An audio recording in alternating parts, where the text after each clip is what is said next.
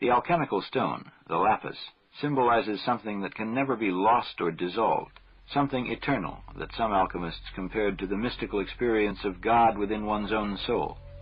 It usually takes prolonged suffering to burn away all the superfluous psychic elements concealing the stone, but some profound inner experience of the self does occur to most people at least once in a lifetime.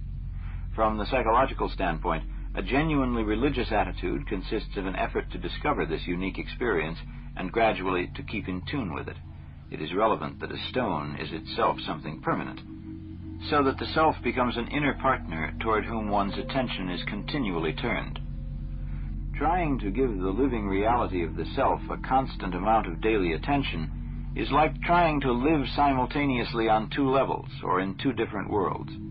One gives one's mind, as before, to outer duties, but at the same time one remains alert for hints and signs, both in dreams and in external events, that the self uses to symbolize its intentions, the direction in which the life stream is moving.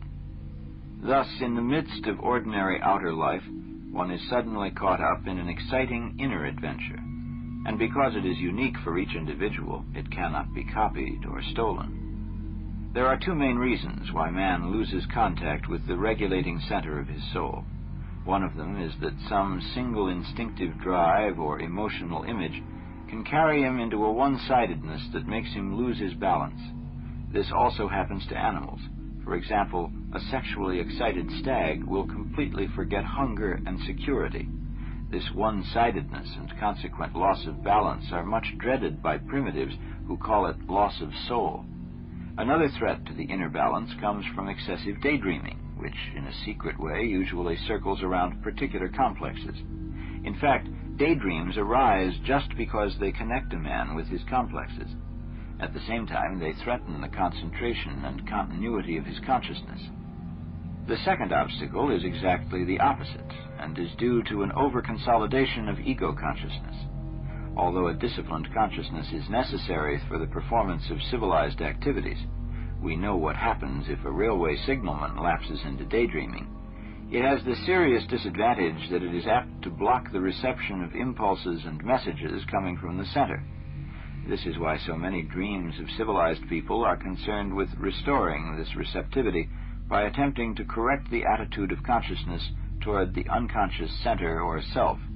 In fact, whenever a human being genuinely turns to the inner world and tries to know himself, not by ruminating about his subjective thoughts and feelings, but by following the expressions of his own objective nature, such as dreams and genuine fantasies, then sooner or later the self emerges. The ego will then find an inner power that contains all the possibilities of renewal. But there is a great difficulty that I have mentioned only indirectly up till now. This is that every personification of the unconscious, the shadow, the anima, the animus, and the self, has both a light and a dark aspect. We saw before that the shadow may be base or evil, an instinctive drive that one ought to overcome. It may, however, be an impulse toward growth that one should cultivate and follow. In the same way, the anima and animus have dual aspects. They can bring life-giving development and creativeness to the personality, or they can cause petrification and physical death. And even the self, the all-embracing symbol of the unconscious, has an ambivalent effect, as for instance in the Eskimo tale, when the little woman offered to save the heroine from the moon spirit, but actually turned her into a spider.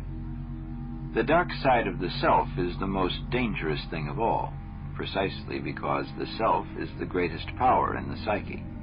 It can cause people to spin megalomaniac or other delusory fantasies that catch them up and possess them. A person in this state thinks with mounting excitement that he has grasped and solved the great cosmic riddles. He therefore loses all touch with human reality. A reliable symptom of this condition is the loss of one's sense of humor and of human contacts. Thus, the emerging of the self may bring great danger to a man's conscious ego. In order to understand the symbolic indications of the unconscious, one must be careful not to get outside oneself or beside oneself, but to stay emotionally within oneself. Indeed, it is vitally important that the ego should continue to function in normal ways. Only if I remain an ordinary human being, conscious of my incompleteness, can I become receptive to the significant contents and processes of the unconscious. But how can a human being stand the tension of feeling himself at one with the whole universe, while at the same time he is only a miserable earthly human creature? If, on the one hand, I despise myself as merely a statistical cipher, my life has no meaning and is not worth living. But if, on the other hand, I feel myself to be part of something much greater, how am I to keep my feet on the ground? It is very difficult indeed to keep these inner opposites united within oneself without toppling over into one or the other extreme.